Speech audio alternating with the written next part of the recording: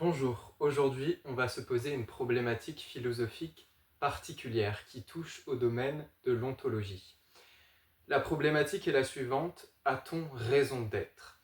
L'être est une thématique assez large et qui a été beaucoup débattue en fait, notamment avec son lien avec l'existence et l'essence.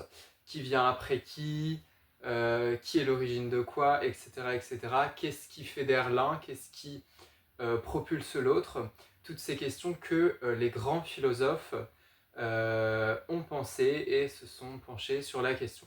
Mais aujourd'hui, on va essayer de s'écarter un petit peu des pensées des philosophes pour s'intéresser à ma vision des choses et comment moi je perçois la philosophie sous l'angle de cette problématique. Alors tout d'abord, on peut voir l'être comme un processus vital. L'être, c'est quelque chose qui nous anime fondamentalement et qui dicte, entre guillemets, notre capacité et notre déterminisme à être un être vivant.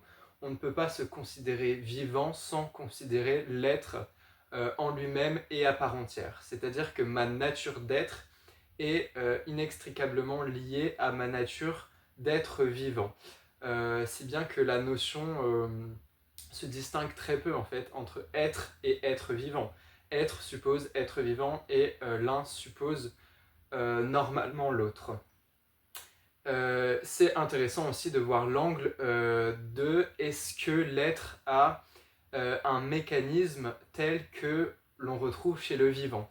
Est-ce que le vivant fonctionne? Est-ce que l'organisme a les mêmes propriétés que l'être en lui-même? Est-ce que l'être a besoin d'une source d'énergie, a besoin d'organes pour émettre des effets, transmettre les fluides, etc.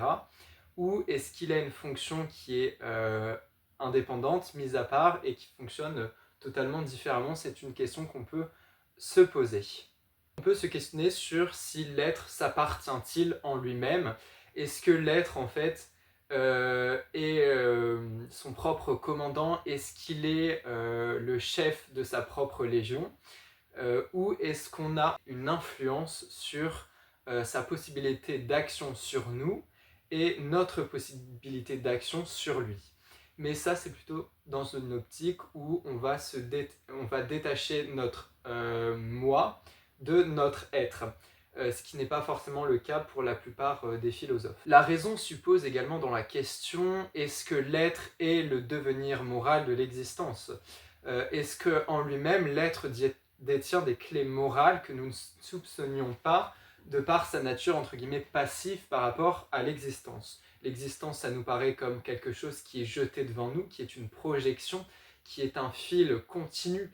L'existence nous permet de voir les changements, l'existence nous permet d'exprimer notre individualité. Et l'être dans tout ça, il nous semble un petit peu enfermé, en retrait, comme s'il était le spectateur de l'existence qui était son soldat et que lui était tranquillement dans sa tour d'ivoire et qu'il ne pouvait pas avoir d'influence ni sur l'existence après s'être déclaré et ni sur sa capacité à être en soi, c'est-à-dire que l'être est à la fois bloqué par rapport à l'existence et bloqué en lui-même, c'est-à-dire qu'il ne peut pas sortir de sa propre suffisance, il se suffit à lui-même, mais l'existence ne suffit pas à l'être, donc il s'exprime autrement par l'être. Ce qui en vient à une sorte de paradoxe, c'est que j'existe d'abord, pour certains philosophes, ou je suis. Mon être est d'abord. Sauf que dans tous les cas, ça amène à une succession qui fait que on peut conclure que soit l'être est indispensable, soit l'existence est indispensable. Sauf qu'en fait, les deux sont indispensables, qu'ils sont entre guillemets co-créés, coexistants et qu'ils sont propulsés en avant l'un l'autre sans qu'il y ait des retours qui puissent déstructurer la cause.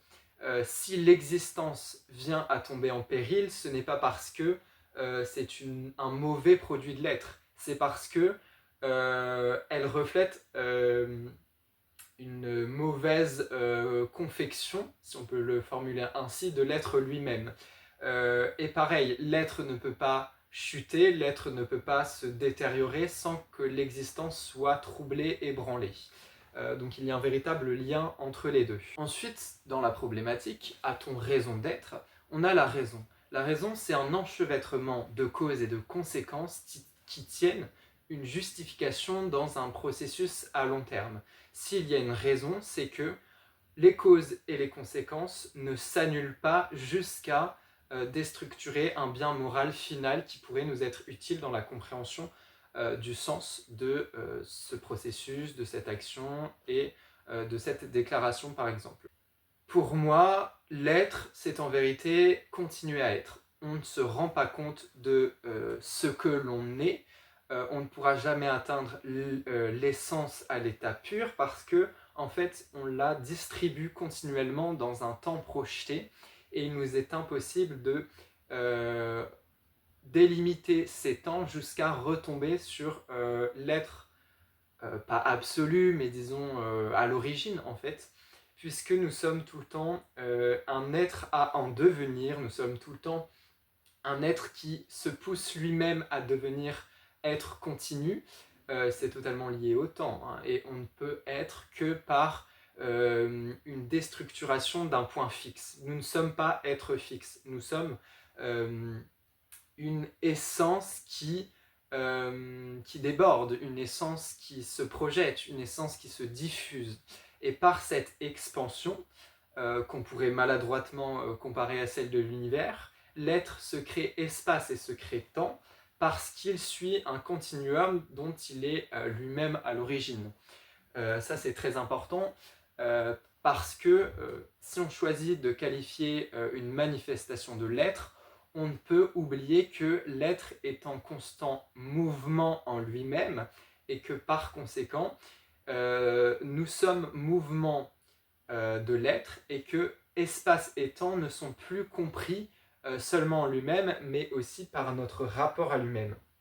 Plus clairement, le temps suit tout de même des valeurs spatio-temporalisées, et en plus nous avons un rapport spatio-temporalisé par rapport à lui. Donc ça fait un facteur double qui peut être assez troublant. Je ne peux prétendre que je suis si je ne suis pas conscient de ce que l'être a engendré en moi. Je ne peux pas prétendre son utilité si je ne suis pas déjà au bord de l'être. Faut voir un petit peu l'être comme une sphère. L'être est en son centre une immanence ultime. Il est totalement lui, si on peut lui attribuer des caractéristiques qui pourraient sembler humaines. Et nous sommes au bord de l'être, nous sommes encore en l'être, nous sommes encore l'être, mais nous avons ce recul qui fait que nous puissions entreprendre de délimiter d'une certaine mesure l'être qui fait déjà partie de nous. Nous n'avons pas une position omnisciente par rapport à l'être parce qu'il faudrait être à l'extérieur de la sphère en fait. Et sauf que là, nous avons une demi-omniscience puisque nous sommes quand même loin du noyau de l'être, mais nous sommes toujours sous son influence interne.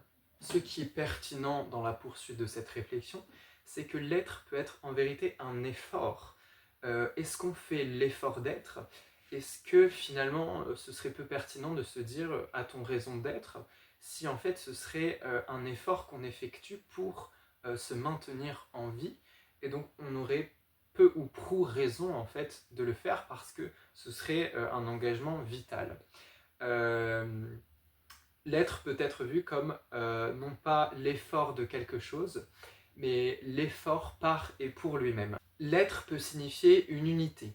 Il peut être le citoyen de sa propre gouvernance. Alors dans ce sens, l'être nous servirait à nous distinguer des autres êtres et à l'intérieur même qu'on peut appeler un état collectif, un être collectif, nous retrancher vers un bord justement de cette sphère qui pourrait nous faire comprendre que l'être est au centre, qu'il y a d'autres êtres au bord, mais que nous ne sommes pas moins êtres qu'eux, et que leur source d'être n'est pas si étrangère à la nôtre.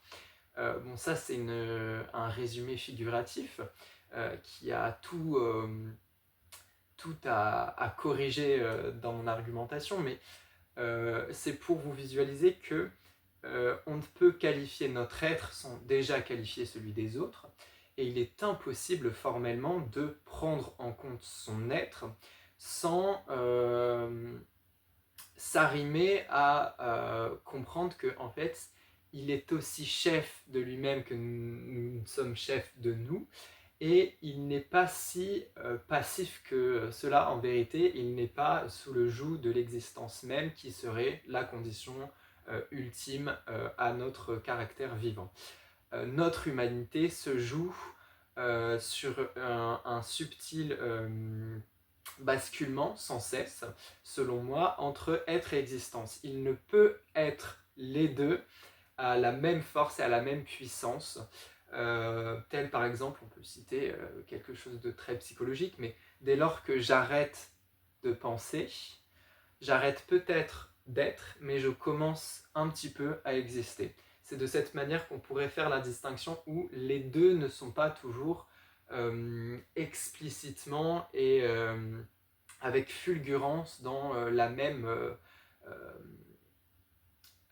force transcendantale en nous.